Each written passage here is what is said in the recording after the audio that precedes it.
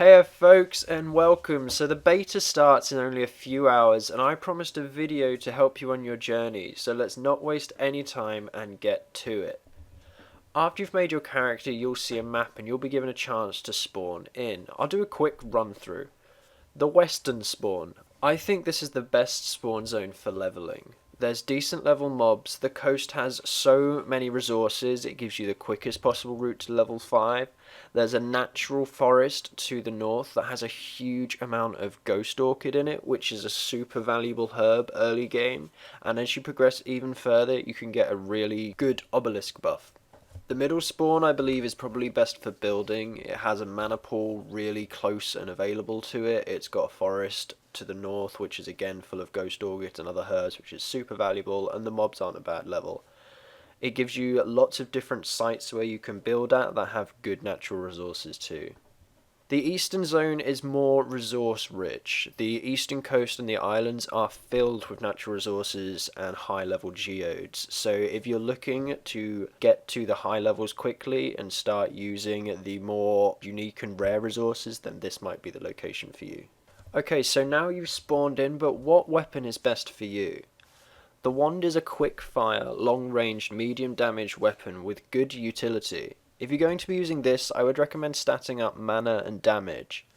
Staffs are long-range AoE weapons with some better high-level spells. You don't need mana as much as the weapon gives you a mana boost, so I would recommend statting damage and health. Melee has been nerfed, however. It no longer has a knockback, so it's definitely not top tier anymore. It still hits very hard, but now you have very little way to mitigate damage and kite. With that in mind, stacking health and damage seems like a good way to go. The gauntlets have been buffed and got an increase in DPS and are now not garbage. I think statting damage and mana and health equally is going to be the best way to go with these. Now when you get to level 10 you unlock the spell Pacify, which allows you to tame. However, taming has been tweaked a little bit.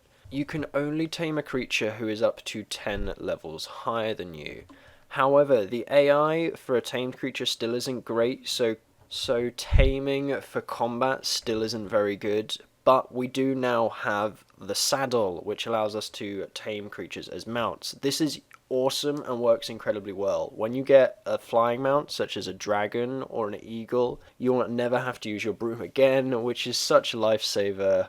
If you do manage to tame a dragon or an eagle during the beta, you need to press F to make it fly. I didn't realise that, and I thought I tamed a completely flightless dragon. Okay, so when you first get in, the world can be very overwhelming. I've gone over which are the best places to spawn, but what about what else is in the world? The mana and health pools have been nerfed. They used to give you so much more mana and health per second, but now they don't. With potions being so easy to craft, you can literally build anywhere, and I no longer think it's necessary to be near a mana and a health pool. I'd actually recommend being near somewhere with red ore rocks. These can be found on top of hills and mountains, and when extracted give you stone, gold, iron, and precious stones, which are super valuable resources. So let's talk about how I level. I'm a self-confessed experience junkie, and I think I have found the quickest way to get to the higher levels. I think this game really comes alive after you hit level 20, so I'll show you how to get there as quick as possible.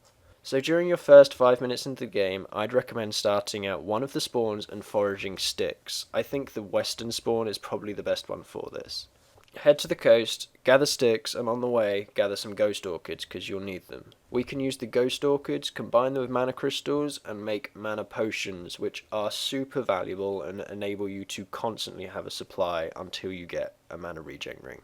Now, pick up sticks till you've got about 100, or just a full inventory full. Then we go into the building menu, and we're going to learn the wooden floor building pack from the knowledge tree. We're going to go into the build menu and press B and build as many scaffolding single beams as you can. They cost 1 wood and give you 122 experience each.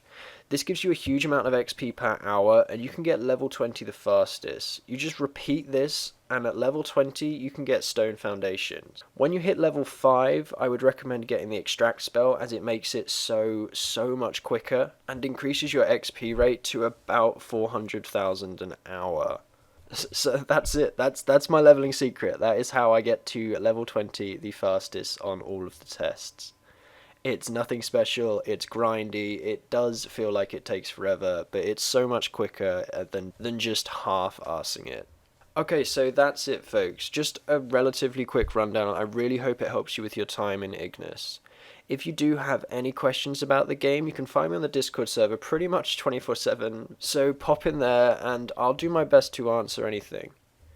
I hope you guys enjoyed the video and it helped you in some way, and if you did, give it a thumbs up. If you didn't, give it a thumbs down. If you want to see even more content, hit that subscribe button. With all that said, my name is Zagwitz. You guys have been great. I wish you massive luck on your journey, and thank you for stopping by, and I will see you next time.